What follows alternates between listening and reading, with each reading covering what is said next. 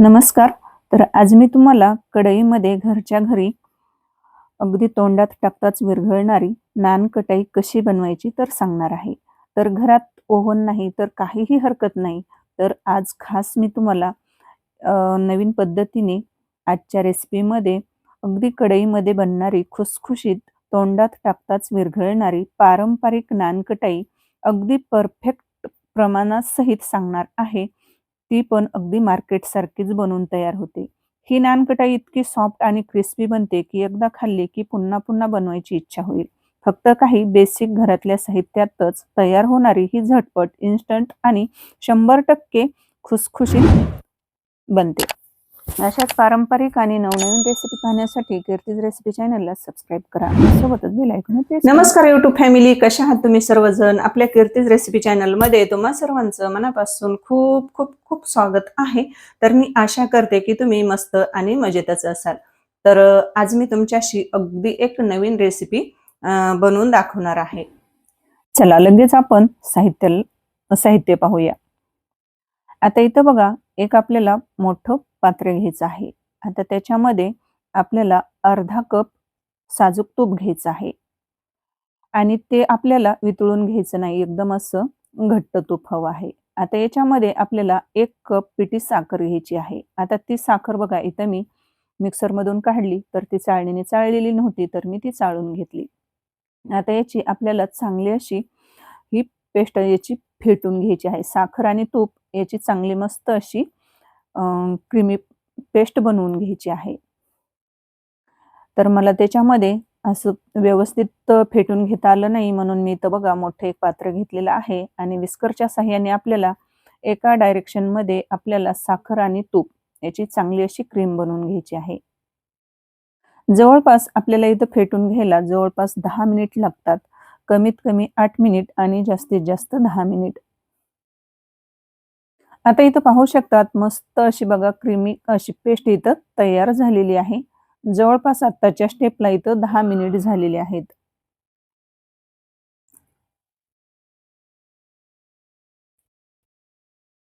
एकसारखं आपल्याला हे सतत असं फेटून घ्यायचं आहे. तर इथं पाहू शकतात, मस्त अशी इथं आपली ही पेस्ट तयार झालेली आहे. आता याच्यामध्ये आपल्याला घालायचे आहेत बाकीचे काही साहित्य. आता इथं आपल्याला 1 कप मैदा घ्यायचा आहे.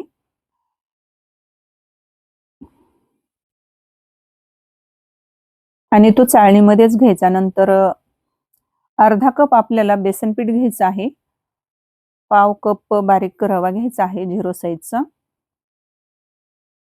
आता हे आपल्याला चाळणीने चांगलं असं चाळून घ्यायचं आहे. चाळून याच्यासाठी घ्यायचं म्हणजे ते एकदम असं हलकं होतं. आता इथं बघा, मी मस्त असं सगळं चाळून घेत आहे. आपल्याला याच्यामध्ये बेसन पीठ कशासाठी घालायचं? आपण जी नानकटाई बनवणार आहोत, तर ती खायला एकदम अशी खस्ता आणि खुसखुशीत लागते. त्याच्यासाठी आपल्याला इथं बेसन पीठ घालायचं आहे. आता इथं बघा, मी पूर्ण साहित्य काय केलेलं आहे, मैदा, रवा आणि बेसन पीठ. तर हे चांगलं चाळून घेतलेलं आहे. आता याच्यामध्ये आपल्याला बघा बाकीचे काही साहित्य घालायचे आहेत. अगदी पाव चमचा आपल्याला खायचा सोडा घालायचा, 1 चमचा बेकिंग पावडर घालायची, पाव चमचा इलायची पावडर घालायची, थोडंसं चवीनुसार मीठ घालायचं आणि याच्यामध्ये आता आपल्याला काय करायचं, पाण्याचा एक थेंबही न टाकता आपल्याला हे पूर्ण असं मळून घ्यायचं आहे. याचा असा मस्त असा घट्ट गोळा मळून घ्यायचा आहे. आणि तूप वापरत असताना महत्त्वाची टिप इथं वापरायची आहे. तूप वापरत असताना याच्यामध्ये आपल्याला तूप असं पातळ वितळून घ्यायचं नाही. जेवढं घट्ट तूप असेल तेवढं वापरायचं आहे. आणि जर तुम्हाला हे पीठ जर तुम्हाला जास्तच असं नानकटाईचं मिश्रण जर घट्ट वाटत असेल ना, तर थोडंसं त्याच्यामध्ये नंतर तूप ॲड केलं तरी सुद्धा चालेल. आता गोळा मळून झालेला आहे. 10-15 मिनिट आपल्याला झाकून ठेवायचं आहे. आता इकडं कढई आपल्याला आपण आज कढईमध्येच नानकटाई बनवणार आहोत. तर आपल्याला इथं बघा प्रीहीट करण्यासाठी ठेवायची आहे. आता कढई बघा, मी गॅस फुल केलेला आहे. त्याच्यामध्ये थोडंसं मीठ टाकलेलं आहे. नंतर एक स्टँड आणि त्याच्यावर झाकण ठेवून आपल्याला कढई प्रीहीट करायला ठेवायची आहे. जवळपास 15 ते 20 मिनिट आपल्याला प्रीहीट करून घ्यायची आहे. आता इथं बघा, एक मी मोठं ताट घेतलेलं आहे. तर आजची मी तुम्हाला नानकटाई ही ताटामध्येच करून दाखवणार आहे, म्हणजे ताटामध्येच ठेवणार आहे. तर इथे मी ताट घेतलेलं आहे, त्याला एक बटर पेपर लावायचा आणि आपल्याला लगेच आता इथं आपल्याला नानकटाईची म्हणजे बिस्किट हे बनवून घ्यायचे आहेत. अगदी काय करायचं, एकसारख्या आकाराचे आपल्याला असे गोळे बनवून घ्यायचे आहेत. आता सुरुवातीला एक गोळा घ्यायचा. असा गोल गरगरीत हातावर असा गोल गोळा करून घ्यायचा. अगदी अलगद असा थोडासा दाबायचा. नंतर त्याच्यावरून आपल्याला सजावटीसाठी बघा, इथं मी पिस्ते घेतलेले आहेत आणि त्याचे असे थोडेसे त्याचा असा बारीक चुरा करून घेतलेला आहे. तर तो त्याच्यावरून लावायचा. आता हे तुम्हाला मी साधी नानकटाई बनवून दाखवलेली आहे. आता दिसण्यासाठी थोडीशी आकर्षक दिसण्यासाठी आपल्याला थोडीशी याच्यावरती डिझाइन सुद्धा करायला येते. जसे की मार्केटमध्ये बिस्किट असतात, तर त्याला कसं थोड्याशा अशा डिझाइनमध्ये हे बनवलेली असते. तर अगदी तशीच आपल्याला घरच्या घरी सुद्धा बनवायला येते. तर काय करायचं, परत गोळा घ्यायचा, हातावर थोडासा प्रेस करायचा आणि आपल्याकडे हा झाऱ्या तर कोणाकडे सुद्धा असतो. तर झाऱ्यामध्ये मधोमध काय करायचं, थोडासा ठेवायचा तो गोळा आणि थोडासा हाताने प्रेस करायचा. तर पाहू शकतात अगदी मार्केटमधल्या बिस्किटसारखी बिस्किटची डिझाइन पूर्ण अशी बनवून तयार होते. आणि नंतर वरून बघा पिस्त्याचा जो आपण चुरा केलेला आहे भुगा थोडासा, तर ते लावायचा. म्हणजे त्याने आपली जी नानकटाई आहे, तर ते दिसायला अशी आकर्षक आणि सुंदर दिसते. आता सेम त्याच पद्धतीने राहिलेल्या पिठाचे बघा, म्हणजे राहिलेल्या मिश्रणाचे पूर्ण आपल्याला ही नानकटाई बनवून घ्यायची आहे. आणि एकीकडे आपण गॅसवर कढईसुद्धा प्रीहीट करण्यासाठी ठेवलेली आहे.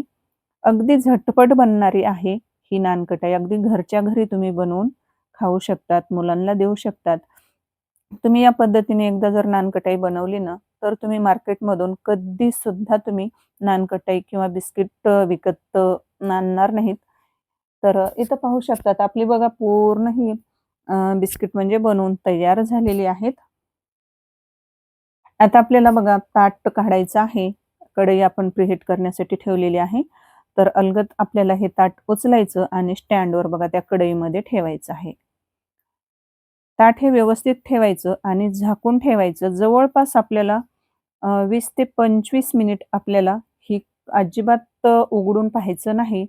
आपल्याला गॅसची फ्लेम ही मध्यमच ठेवायची आहे. मंद गॅसवरच आपल्याला हे जवळपास 20-25 मिनिट आपल्याला हे ठेवायचे आहे. आता इथं बघा जवळपास 25 मिनिटानंतर पाहूया बघा काय मस्त अशी इथं आपली नानकटाई तयार झालेली आहे. बघा काय सुरेख अशा आणि प्रत्येक नानकटाईला असा भेगा गेलेल्या आहेत, चिरा गेलेल्या आहेत. तर तेव्हाच समजायचं आपली नानकटाई ही पूर्ण तयार झालेली आहे. तर बघा इथं आपली पूर्ण नानकटाई बनवून तयार झालेली आहे. तर आहे की नाही रेसिपी सोपी? मग व्हिडिओ पूर्ण बघा आणि तुमचा फीडबॅक नक्की कळवा. अजून अशा पारंपरिक स्वादिष्ट रेसिपीसाठी कीर्तीज रेसिपीला पटकन सबस्क्राईब करा. आणि तुम्ही पण एकदा या पद्धतीने घरच्या घरी साहित्यामध्ये बनवून तयार होणारी ही नानकटाई बनवून खा. तुम्ही खा आणि दुसऱ्यांना पण खाऊ घाला. आणि तुमची नानकटाई घरच्या घरी बनवलेली कशी झाली मला नक्कीच कमेंटमध्ये जरूर कळवा. आणि हो, तुम्ही माझा व्हिडिओ कुठून पाहतात, कोणत्या गावातून पाहतात, कोणत्या जिल्ह्यातून पाहतात, तर मला नक्कीच कमेंटमध्ये सांगा. रेसिपी आवडली असेल जास्तीत जास्त लाईक करा, शेअर करा. तुमच्या मित्र, मैत्रिणी, नातेवाईकांपर्यंत शेअर करा. आणि तुम्ही पण अशी नानकटाई एकदा अवश्य बनवून खा. आणि तुमची कशी झाली मला कमेंटमध्ये जरूर सांगा. तर भेटूयात अशाच एका छानशा आणि सोप्या रेसिपीमध्ये. तोपर्यंत स्वस्त खा आणि मस्त राहा. तर वेळात वेळ काढून रेसिपी पाहिल्याबद्दल तुम्हा सर्वांचे मनापासून खूप खूप आभार. तर बाय बाय सर्वांना.